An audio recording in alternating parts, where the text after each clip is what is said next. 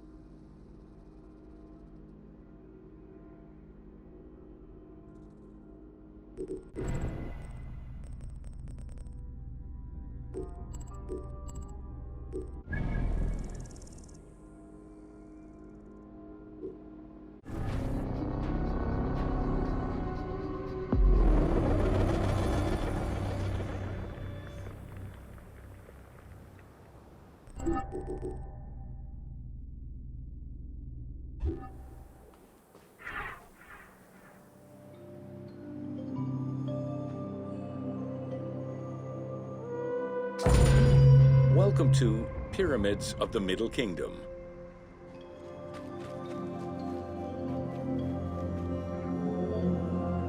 During the Middle Kingdom era, the powerful rulers of the 12th dynasty resumed the tradition of elaborate pyramidal tombs.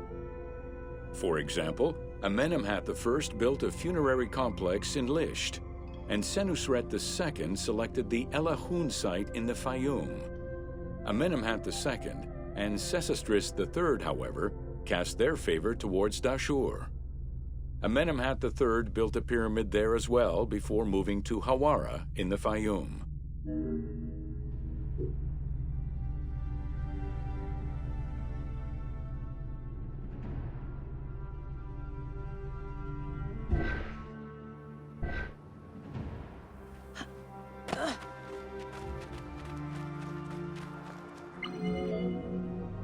The plundering of tombs in troubled times prompted the architects of the Middle Kingdom to devise increasingly complicated means of security during construction.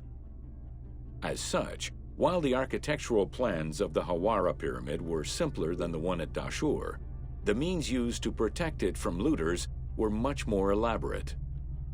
Beyond the use of blind passages and concealed trapdoors, the architects relied on a system of stone slabs, which were slid into place at the end of construction.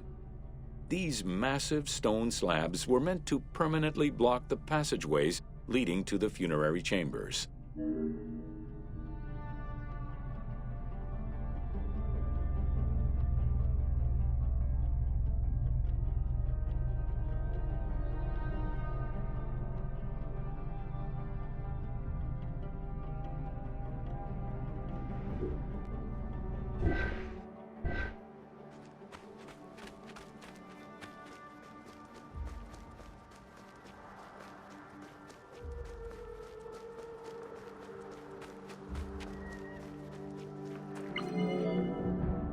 The kings of the 13th dynasty began building their pyramids at Mazguna, south of Dashur, then moved on to Fayum and Abydos.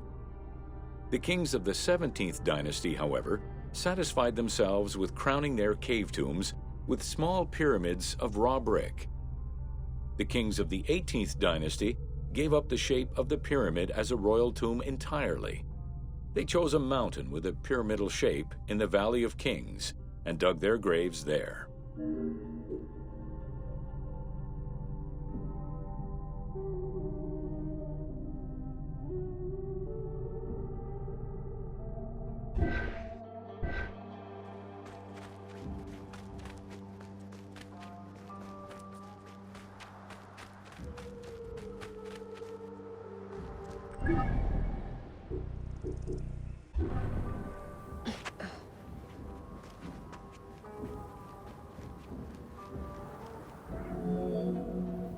It was not until the Nubian pharaohs of the 25th dynasty that kings were once again buried under pyramidal tombs.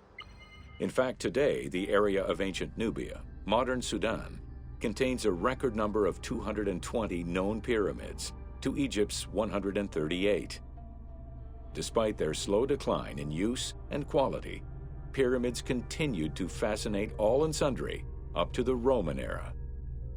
They remain to this day a symbol of the religious dedication of the pharaohs and the grandeur of ancient Egypt.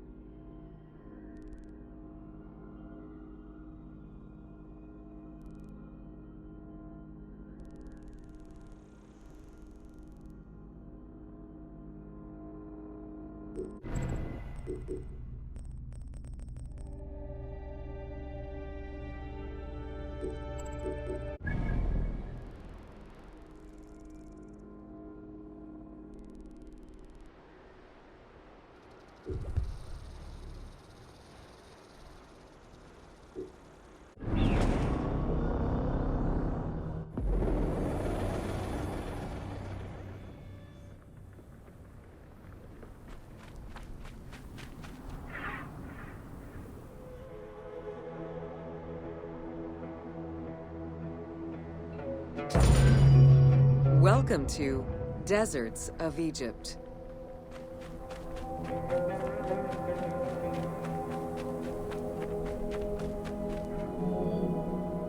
Reaching out on either side of the lush Nile are the harsh, arid Western Desert and the mountainous Eastern Desert.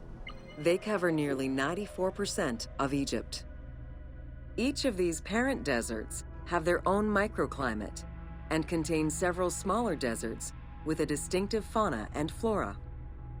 Whale fossils were discovered within the depths of the Sahara. Known as the Valley of the Whales, this location is evidence of the seas which once covered the area.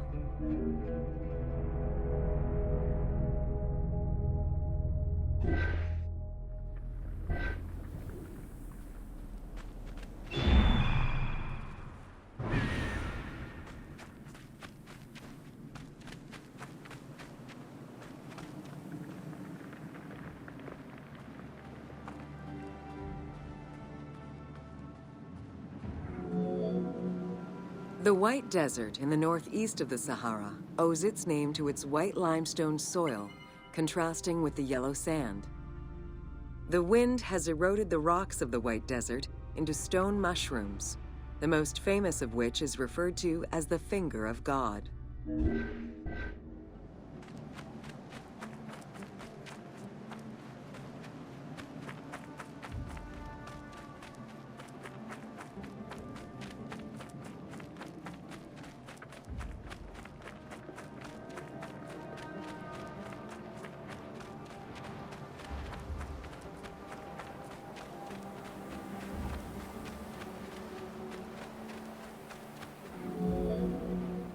The Great Sand Sea is a large unbroken desert that reaches out through western Egypt and eastern Libya. It is home to a unique geological formation known as Libyan silica glass.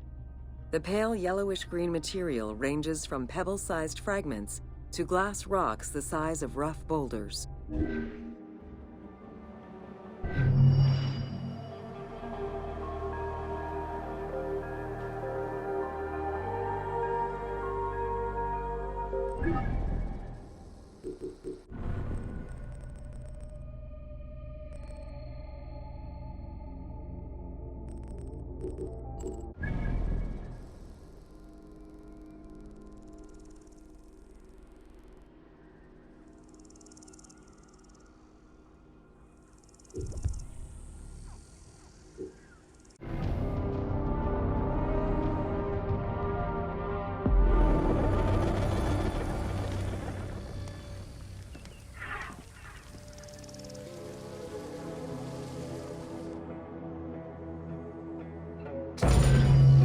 Welcome to the Fayoum.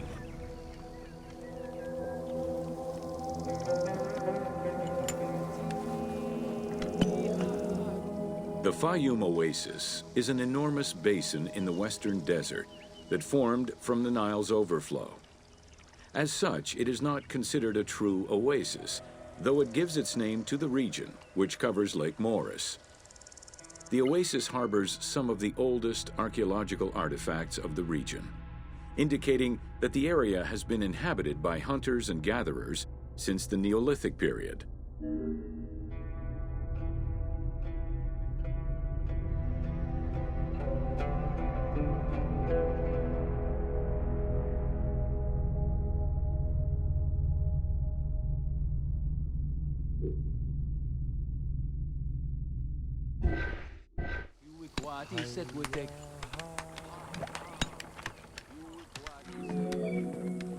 The Fayoum Oasis drains into Lake Moeris, which was a large freshwater lake, but at some time became a saltwater lake. In the 12th dynasty, ancient Egyptians redirected the water flow with a dam and dug a supply canal using the lake as their reservoir. Irrigation enabled them to continue growing crops of figs, grapes, and olives year-round.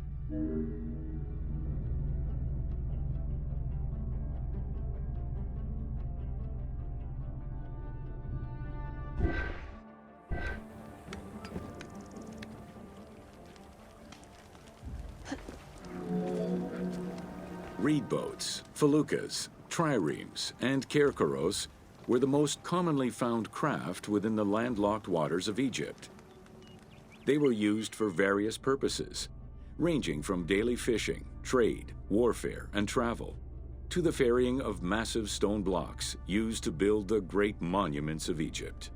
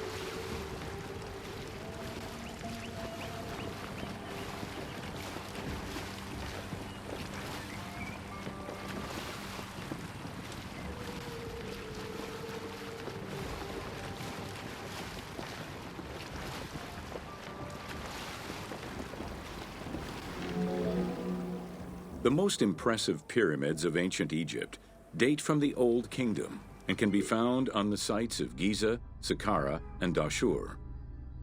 However, one particularly famous pyramid of the time is located elsewhere. During the Middle Kingdom, some pharaohs chose the Fayoum as their final resting place. One such ruler was Amenemhat III. His pyramid left a mark on the imagination of antique chroniclers. They referred to it as the Labyrinth, mostly due to the vast mortuary temple complex at the foot of the pyramid.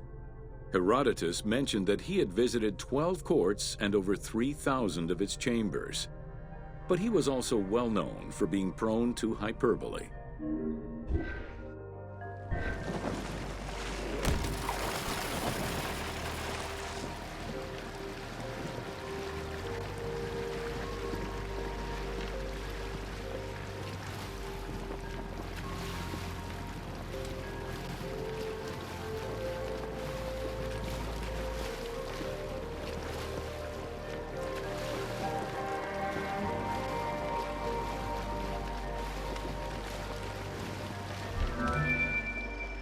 Amenemhat's pyramid was built with a brick core and covered with stone slabs, designed to be impenetrable.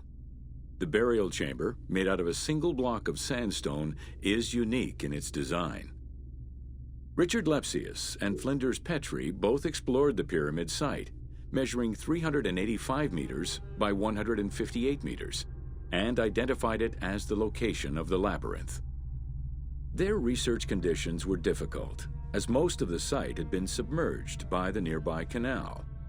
Furthermore, the stones from the complex and the outer casing of the pyramid had been quarried away long ago.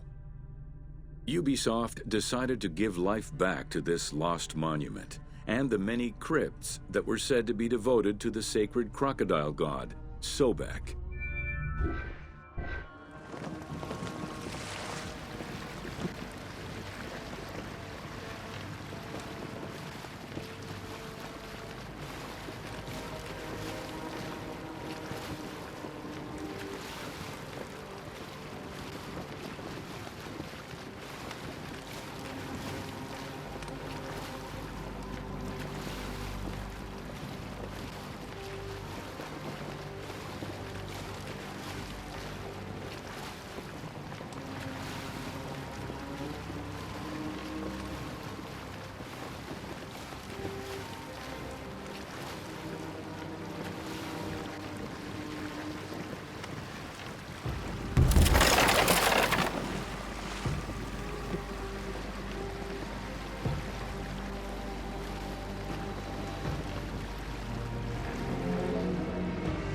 Founded during the 5th dynasty, the site was popular during the 12th dynasty under the name of Shedet. During the Ptolemaic era, the metropolis was named Crocodilopolis by the Greeks, in honor of the crocodile god Sobek. During the Greco-Roman era, the Cleruks, soldiers of the Ptolemies, settled there after their military service and expanded the irrigation systems.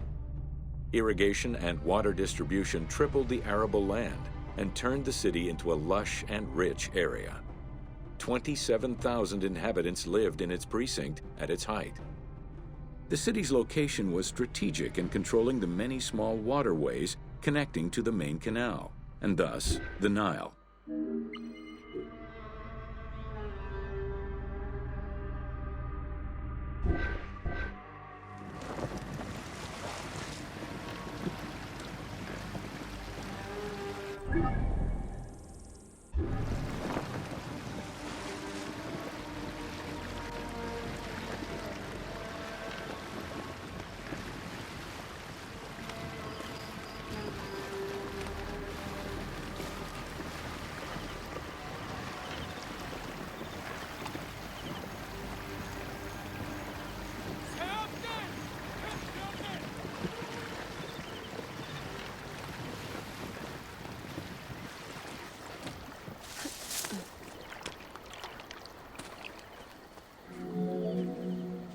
The region's main cult was that of Sobek of Shedet, a divinity associated with water and fertility, both very important to an area that depended on irrigation.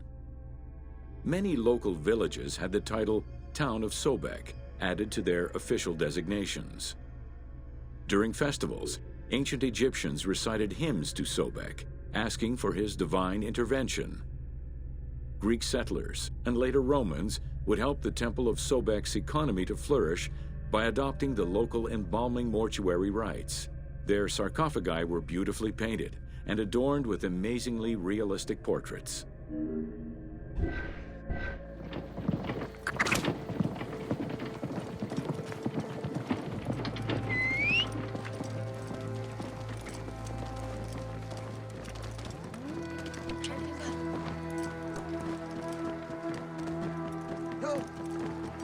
Whoa! Very similar to the cult of the Apis bull in Memphis, a living crocodile was worshipped within the precinct of Crocodilopolis's main temple.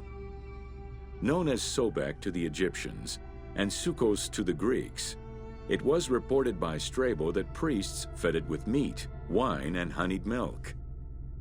They covered its body with jewels and gold. After its death, it was embalmed and placed within the crocodile's grotto, alongside thousands of other mummified crocodiles.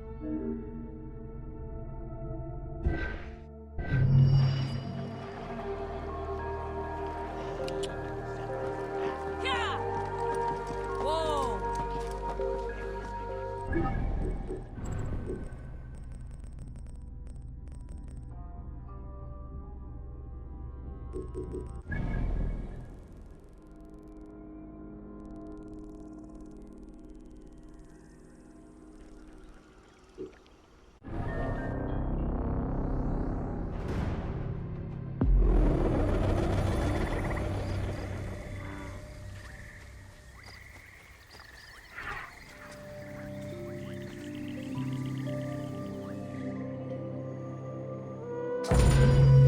Welcome to Flora of Ancient Egypt. The climate and unique geography of the Nile Delta offered a wide variety of plant species. Many of these plants served as sustenance for ancient Egyptians and as crops for trade. The Nile's consistent seasons allowed Egypt to sustain itself for centuries.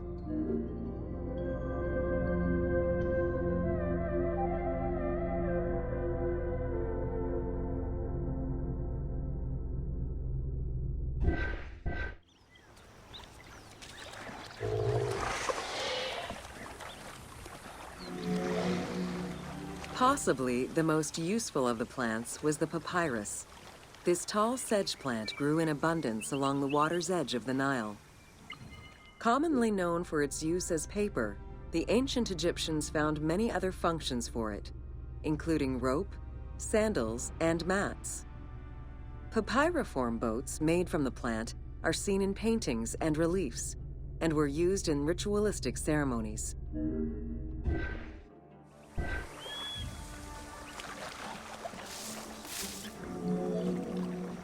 There were many types of trees along the River Nile, such as the date palm, carob, and tamarisk. The earliest fruit tree cultivated was the fig tree, followed by apple, pomegranate, and eventually olive trees during the era of the New Kingdom. Mango cultivation was the result of a late import from Asia during the Middle Ages.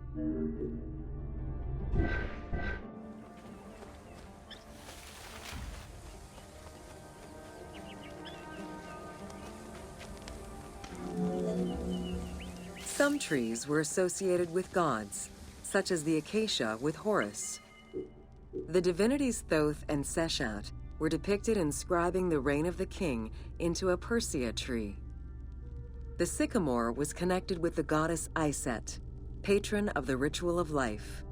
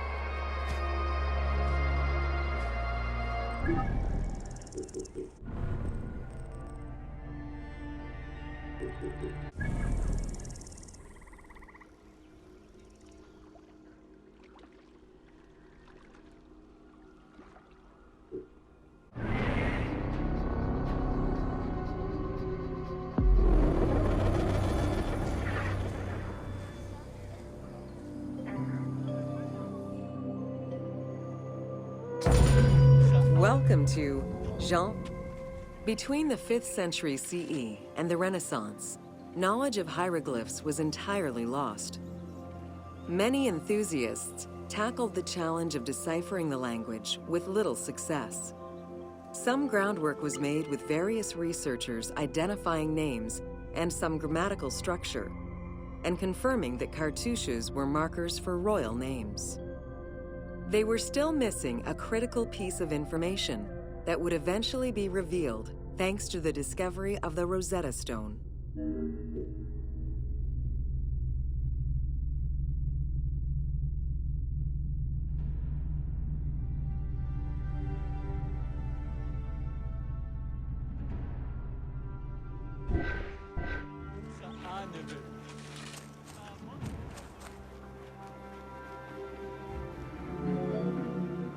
The Rosetta Stone was found in 1799 by Bouchard, a soldier in Napoleon's army. The stela dates from 196 BCE, written in ancient Egyptian and Greek with 3 scripts: hieroglyphics, Demotic, and Greek alphabet. Following the defeat of Napoleon Bonaparte in 1801, the English took possession of the stone. It has been at the British Museum since 1802 and remains the most visited object of the museum to date.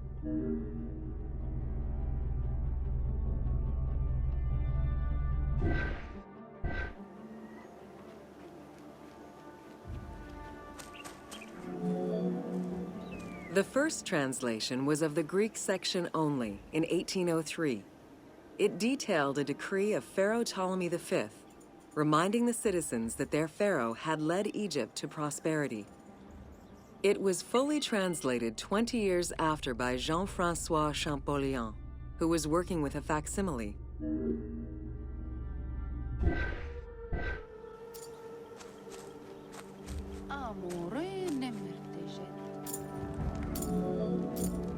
Through his studies of the stone, Champollion was able to make a critical observation that would unlock the whole mystery: that hieroglyphics were not only ideograms, but also phonograms.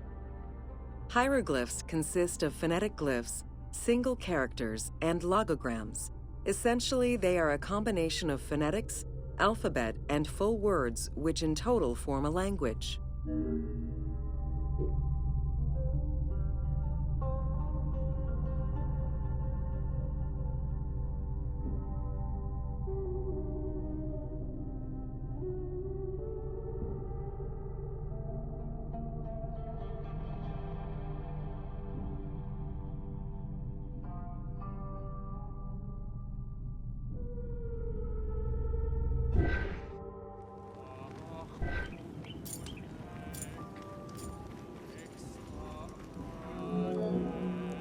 While studying the stone, Champollion realized that there was a difference in the number of hieroglyphic characters in relation to the number of Greek characters for the same word. This led him to believe that hieroglyphs must have phonetic characteristics. This was the first step to unlocking the Rosetta Stone's secrets.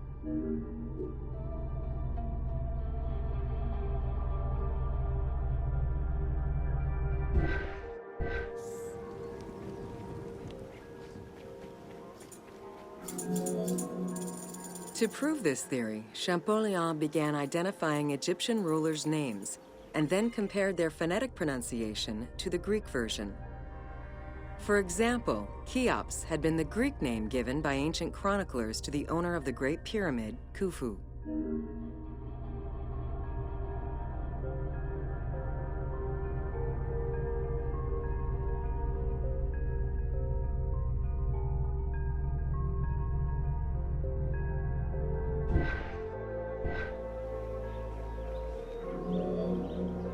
The next step for Champollion was to confirm that his approach was verifiable by using the Philae obelisk as an additional reference. Engraved in the obelisk are 2 inscriptions in Egyptian hieroglyphs and Greek. Once he confirmed the names of Ptolemy and Cleopatra within these texts and confirmed the same phonetic patterns as on the Rosetta Stone, Champollion knew he was on the right track.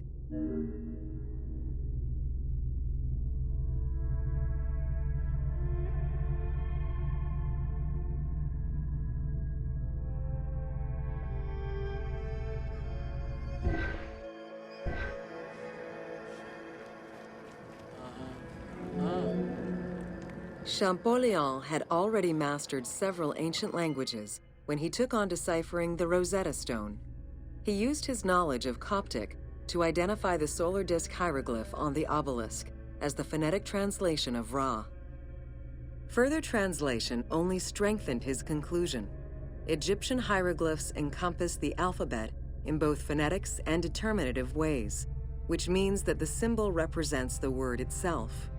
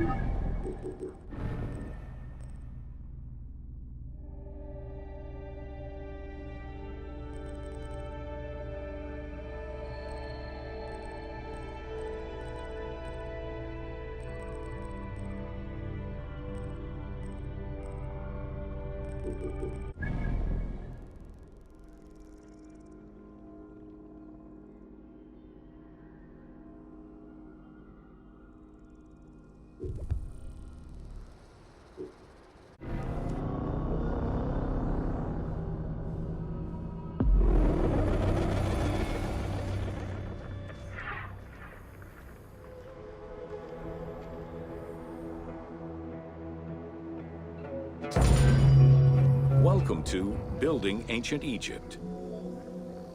Constructed with bricks made of mud, most ancient Egyptian buildings were not permanent. Only religious temples and funerary monuments were meant to stand the ravages of time. For these very important structures, Egyptians used limestone, sandstone, and harder materials, such as granite, quartzite, and travertine. These heavy stone blocks were so prized that they were often transported from quarries located hundreds of kilometers away.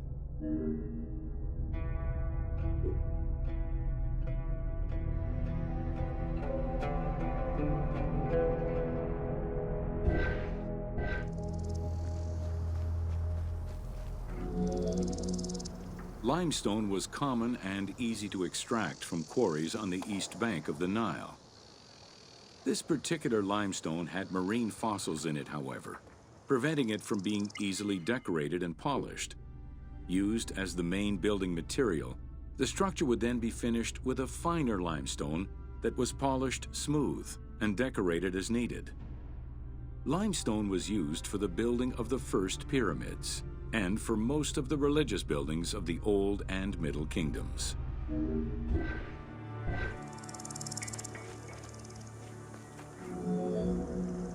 Ancient Egyptians preferred to use sedimentary rock beds or layers like sandstone and limestone because they were often easier to extract. The common method used to extract stone was the open-pit quarry. Stonecutters would find quality stone, shape, and dig it out on site. Open-pit quarries enabled many workers to work simultaneously on many blocks, which allowed for better productivity.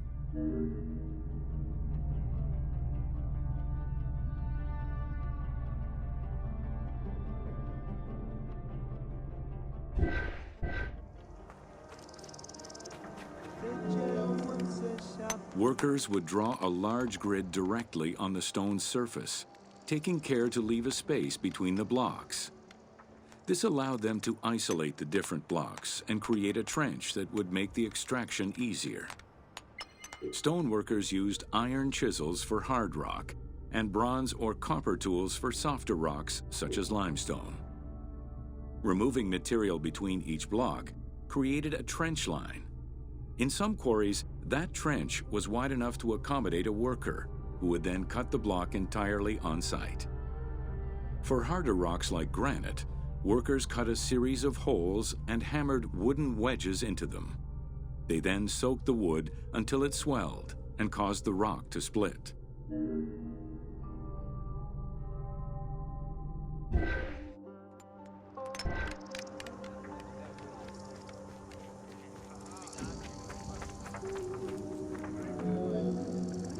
The gallery extraction technique was used when the desired rock was buried under layers of rubble. This method was often necessary in order to find the whiter and finer limestone required for a smoother finish. The first step was for the stoneworkers to create an access pit that would allow them to reach the desired wall of stone. Once a wall of quality stone was exposed, workers could then cut out smaller blocks. This pit required a descending platform. Designed like a stairway, it allowed them to free multiple galleries of blocks.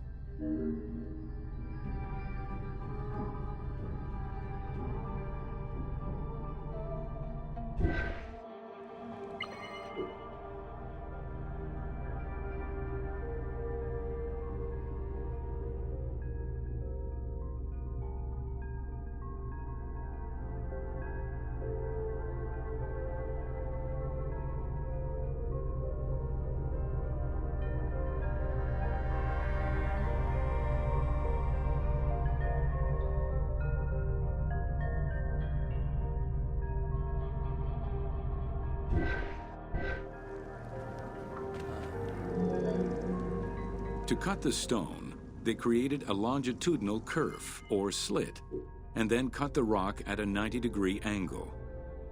The lower side was determined along the geological layers or by using a horizontal cut.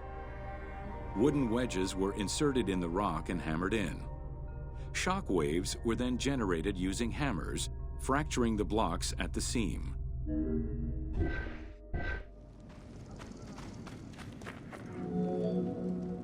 To maintain the stability of these mining pits over the course of quarrying, workers would leave support sections of unexcavated rock.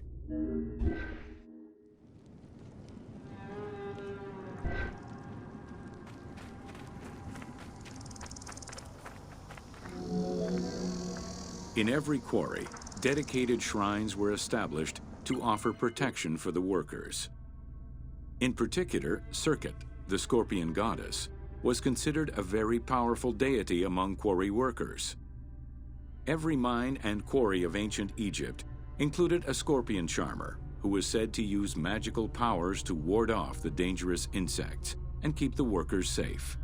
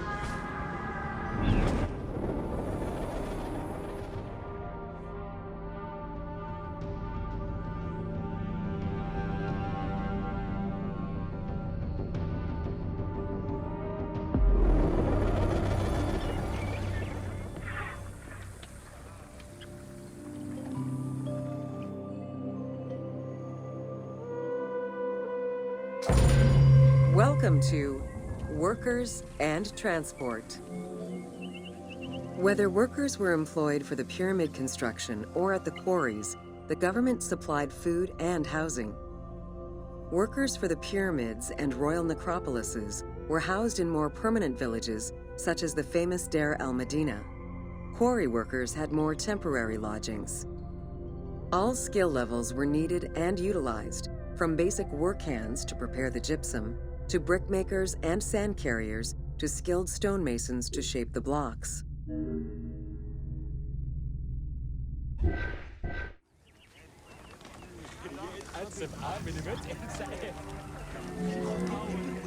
Skilled architects and engineers were employed year-round, while support labor were often farmers who worked on the quarries or construction during the Nile's flood season.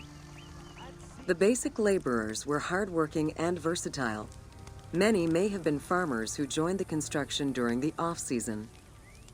Hieroglyphs found in the work villages listed assigned job titles.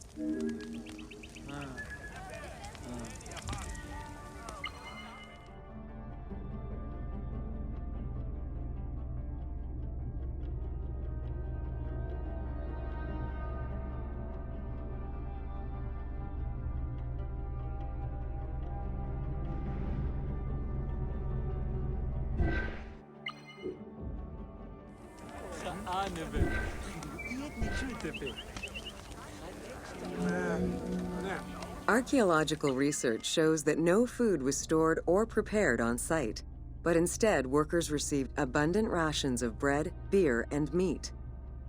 These rations were taken care of by an administration outside the village. Medical treatment was also available for those who were injured.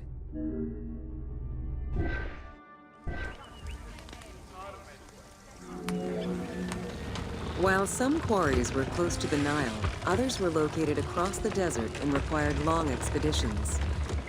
These expeditions were sanctioned by the state. They involved complex logistics and required many participants. Transporting a block by land meant that workers had to overcome the weight and friction of the load. To solve this, they first dug a track in the ground. This path was sometimes reinforced with rails upon which a sled, used to ferry the blocks, would be pulled.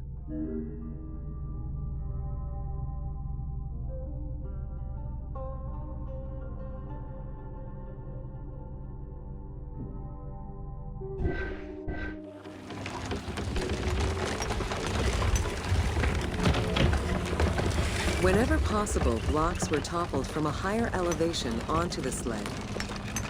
Workers then poured water onto the clay at the front of the sled, creating a slick surface to more easily move the load. It wasn't until the New Kingdom that animals were used to tow the burden.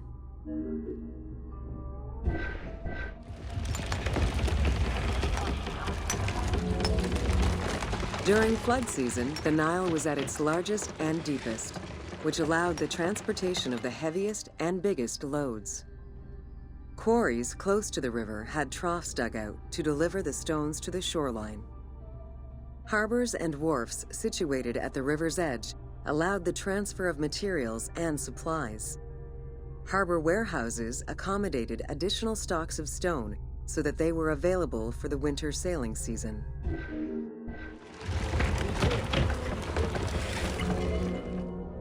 The Uwadi al-Jarf papyri detail a limestone load intended for the Khufu pyramid that weighed in at 70 to 80 tons, or 30 blocks. One papyrus is a fragment from a foreman's notes taken while working on the Great Pyramid. It details the transportation of limestone blocks from the Tura quarries to the construction site of the pyramid.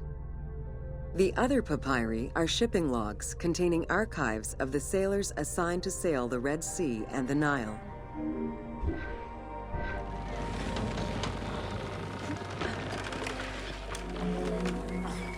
Stone cargo generally weighed 15 tons per boat, amounting to roughly 6 or 7 blocks per trip.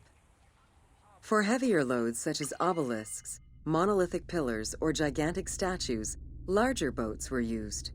These transports are the ones typically showcased on temple walls.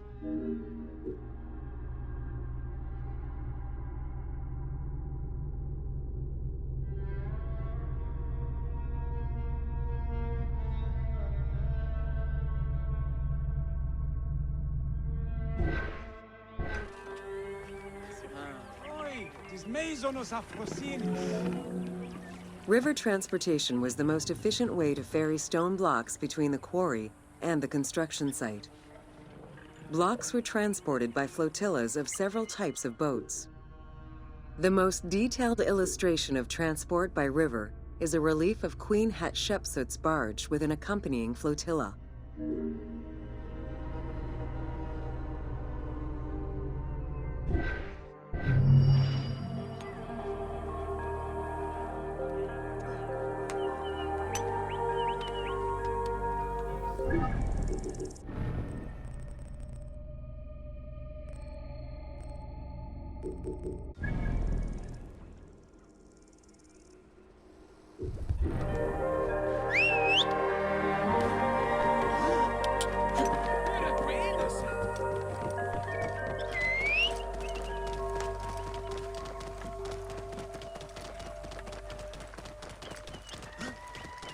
Whoa!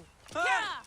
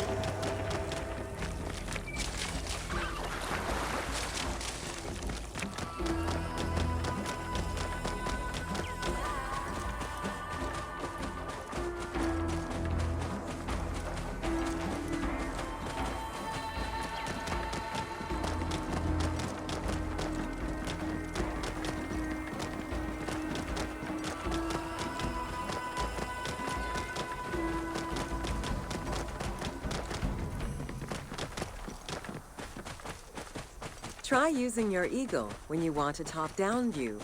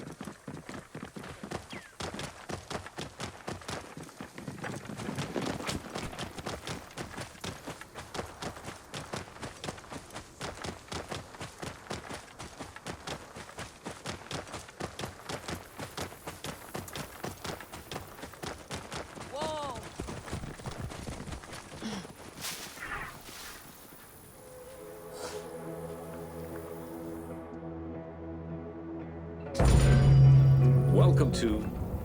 Excavations all over Egypt have uncovered enormous quantities of pottery vessels of all shapes and sizes. The production of pottery was mainly confined to the outskirts of settlements due to the materials required and to keep the kiln smoke away from inhabited spaces. The function of the product determined the selection of the raw material, its treatment, its form, as well as the finishing of the surface.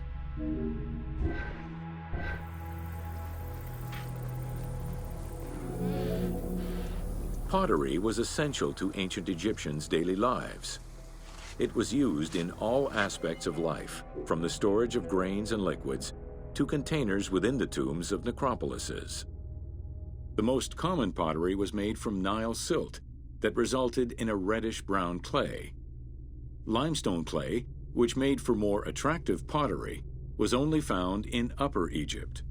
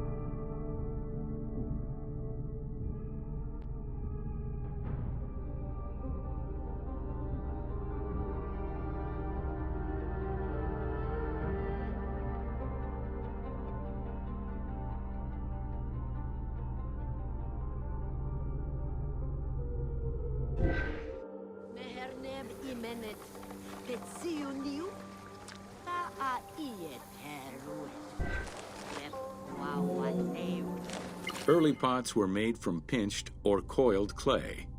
Chopped straw, ashes, and other minerals were added, and the mixture was then smoothed and decorated before being put in the oven. Pots were fired in bonfires or enclosed within a brick kiln.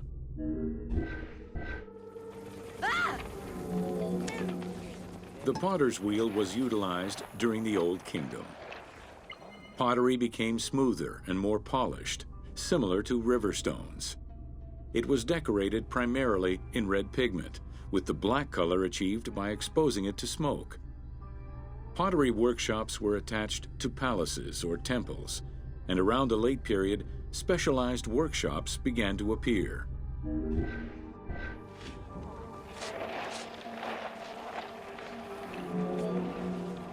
Quartzite particles, which created the rich blue or green glazing, became common during the New Kingdom. Mediterranean motifs and tin-based glazing came with the Greco-Roman era.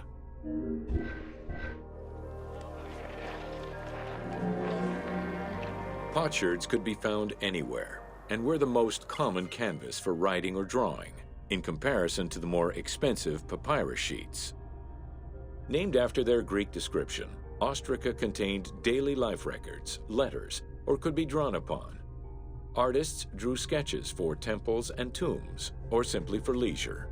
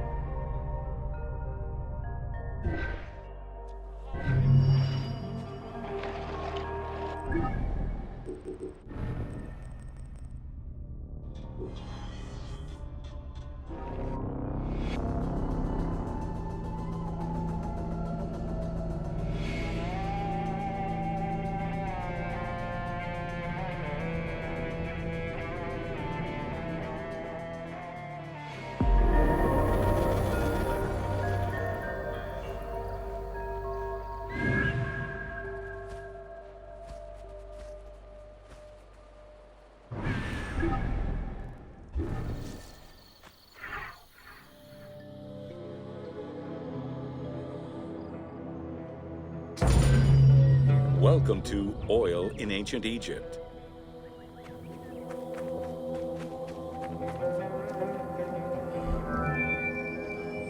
castor, sesame, and moringa were the source of the most common oils in ancient Egypt. Oil was used for various purposes: cosmetics, medical treatments, nutrition, perfume, athletics, and rituals, to name a few. The team decided to use oil as an explosive to add more gameplay opportunities for the player.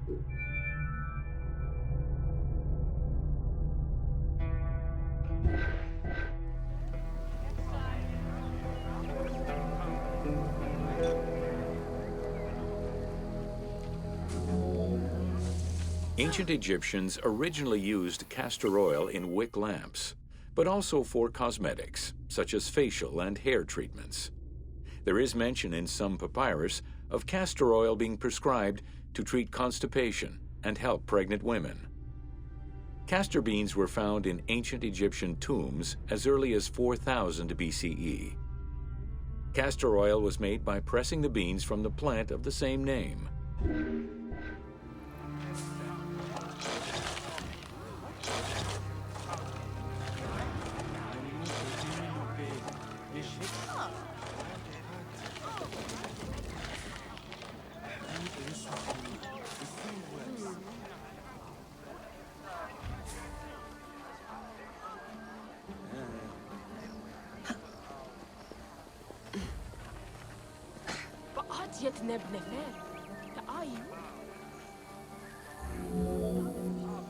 Olive trees were present, though scarce, in ancient Egypt's early history, and olives were mostly imported from Syria and Palestine. Their use and cultivation remained uncommon until the mass arrival of Greek settlers during the reign of the Ptolemies, when demand increased sharply. Olive trees were normally found in the region of the Fayum and the lands surrounding Alexandria.